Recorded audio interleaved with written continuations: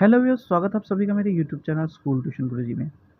बच्चों, हम कर रहे थे सैम्पल पेपर साइंस का क्लास 10 के लिए जारी किया हुआ 2022-23 सेशन के लिए 80 मार्क्स का पेपर है।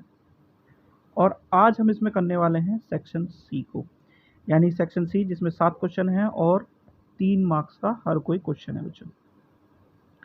तो चलिए, जैसे पहले क्वेश्चन किए हैं वैसे ही इंग्लिश और हिंदी में दोनों में समझते हुए इन क्वेश्चंस को करने की कोशिश करते हैं और समझते हैं कि कौन कौन से इम्पोर्टेंट क्वेश्चन हैं जो आ सकते हैं और आने वाले हैं आपके मिड टर्म के एग्ज़ाम में भी, क्योंकि मिड टर्म का भी आपकी डेट शीट आ चुकी है और मिड टर्म में भी चीज़ें शुरू हो चुकी हैं। चलिए, आपका 27वां क्वेश्चन है, यानी कि सेक्शन सी का पहला क्वेश्चन है 27, और इसमें एक आपको छोटी सी रिएक्शन दिखाई हुई है। अब पूछा क्या हुआ है, identify the types of reaction mentioned above in 1 और 2। ये और ये वाली कौन सी रिएक्शन है, टाइप कौन सा है, इसके बारे में आपको बताना है। Give an example of each type in the form of balance chemical equation, और इसका आपको एग्जाम्पल भी देना है। तो बच्चों देखो, पहले जब आप इक्वेशन देखोगे ये वाली, तो आपको सीधा सीधा समझ में आएगा कि ये जो एग्जाम्पल है ये किसका एग्जाम्पल है, डिस्प्लेसमेंट रिएक्शन या विस्थापन अभिक्रिया का। ये क्या है बच्चों, ये पूरा का पूरा एग्जाम्पल है आपका।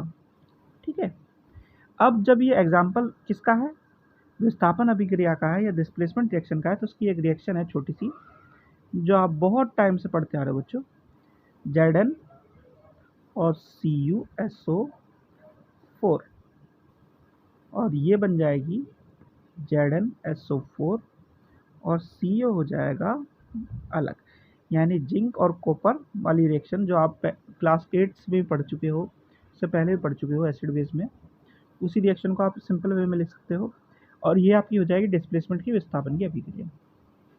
चलिए, अब इसका अगला भाग है बच्चों, अगला भाग क्या कहता है, अगला भाग आपको दिखा रहा है डबल डिस्प्लेसमेंट या द्विविस्थापन अभिक्रिया के बारे में। तो द्विविस्थापन अभिक्रिया क्या होती है, जब दोनों चीज़ें डिस्प्लेस हो जाएं या फिर दोनों चीज़ें विस्थापित हो जाएं। तो इसकी भी एक पुरानी अभिक्रिया है जो आप पढ़ते आ रहे हो, Na2SO4 प्लस BaCl2। अब इसमें क्या करना है, इसको इसके साथ जोड़ देना, इसको इसके साथ जोड़ देना। तो ऊपर लिख रहा हूँ मैं यहाँ पे, क्या हो जाएगी बच्चों, ये BaSO4 और प्लस में हो जाएगी 2NaCl। ठीक है बच्चों, तो ये इसका आंसर, सिंपल सा आंसर है। समझोगे तो बच्चों सारी चीज़ें सिंपल है।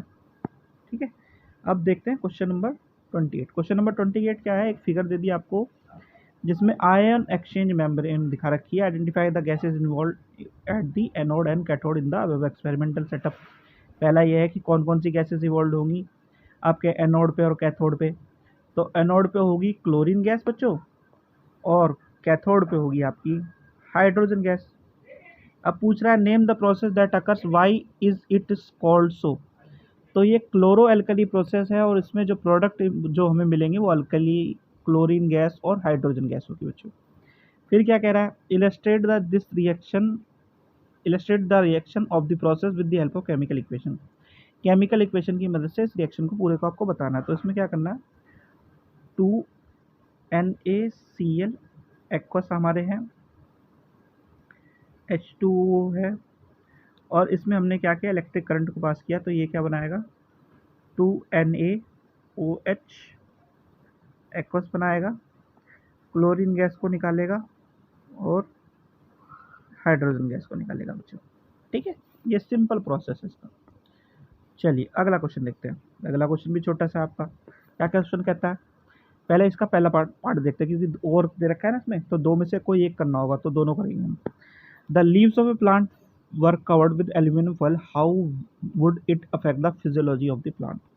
कि एक प्लांट है, उसकी लीव को हमने एल्यूमिनियम फॉइल से कवर कर दिया है, तो वो जो है प्लांट की फिजियोलॉजी को, यानी कि बाहरी जो आवरण है उसको कैसे इफेक्ट करेगी। तो सबसे पहली चीज़ है क्या, कि अगर बाहर से उसे कवर कर दिया है तो फोटोसिंथेसिस नहीं होगा, उसमें प्रकाश संश्लेषण की प्रक्रिया नहीं हो पाएगी। दूसरा क्या है, उसमें जो ट्रांसपिरेशन का प्रोसेस होता है, यानी वाष्पोत्सर्जन होता है, वो नहीं हो पाएगा। तीसरी चीज़ क्या होगी बच्चों, टेम्परेचर रेगुलेशन, तापमान का विनिमय नहीं हो पाएगा वहाँ पे, क्योंकि वहाँ पे हमें ये नहीं पता चलेगा कि टेम्परेचर कितना हो रहा है उसे। ठीक है, तो ये बेसिक चीज़ें हैं जो इसमें होगी बच्चों। फिर है how is lymph is an important fluid involve in transportation, if lymphatic vessels get blocked how would it affect the human body, elaborate the पूरा पूरा एलिबरेट करना है। तो लिम्फ इंपॉर्टेंट फ्लूइड कैसे है ट्रांसपोर्टेशन के लिए, और ये लिम्फोटिक वेसल्स अगर ब्लॉक हो जाए तो ह्यूमन बॉडी को कैसे अफेक्ट करती है। तो लिम्फ क्या करता है, जो डाइजेस्टेड और एब्जॉर्ब फैट होते हैं इंटेस्टाइन्स में उसको कैरी करता है। अगर ये ब्लॉक हो जाए तो जो ब्लड वेसल्स है उसकी एक्स्ट्रा सेलुलर जो स्पेसिस हैं उसे ब्लॉकेज करना शुरू कर देती हैं, और इससे क्या होगा, पूरा सिस्टम ब्लॉकेज होना शुरू हो जाता है। ठीक है, और जब ब्लॉकेज होगी तो ये क्या करेगा, वाटर के रिटेंशन को और जो फूड फैट का अब्जॉर्प्शन है उसे कम कर देगा और ब्लॉकेज को बढ़ा देगा। ठीक है बच्चों, ये इसका कारण होगा। चलिए अब अगला क्वेश्चन देखते हैं। अगला क्वेश्चन है आपका, Rohit wants to have an erect image of an object using converging mirror of a focal length 40 centimetre. यानी कि रोहित के पास एक कैसा मिरर है, कन्वर्जिंग मिरर है, और उसे क्या करना है, उसे एक फोकल लेंथ 40 पे एक मिरर बनाना है, ताकि इमेज बनानी है, ताकि वो आराम से जो है इमेज बना सके। अब पहला क्वेश्चन क्या है इसमें, specify the range of distance where the object can be placed in front of the mirror. हमें क्या बताना है, इमेज की डिस्टेंस बतानी है कि कहाँ पे उसे बने, क्योंकि प्रतिबिंब कैसा चाहिए हमें, प्रतिबिंब आभासी, सीधा और आवर्धित चाहिए हमें। ठीक है, तो इसमें क्या होगा बच्चों, डायग्राम से मैं आपको समझा देता हूँ। मान लो ये हमारा मिरर है और ये उस पर एक्सिस हो गया, ये C, ये F और ये P। तो हम F और P के बीच में ऑब्जेक्ट को रखेंगे। ठीक है, तो पहली रेखा क्या होगी, इस तरीके से जाएगी आपकी। ठीक है, और दूसरी इसको जोड़ती हुई मिरर के पीछे इमेज बनाएगी आपकी, ये आपकी इमेज होगी। तो हमारी क्या होगी, जब किसी वस्तु को 0 से 40 सेंटीमीटर के बीच की दूरी में रखा जाना है तो इससे क्या होगा, P और F के बीच में जब उसे रखेंगे हम तो हमें प्रतिबिंब आभासी, सीधा और आवर्धित मिलेगा। ठीक है बच्चों, यानी कैसा मिल जाएगा, हमें वर्चुअल, इरेक्ट और मैग्नीफाइड मिल जाएगा पूरा पूरा। ये आपकी इमेज है। दूसरा क्वेश्चन यही है, draw a ray diagram of to show image formation in this case. तो इमेज फॉर्मेशन का डायग्राम मैंने बता दिया आपको।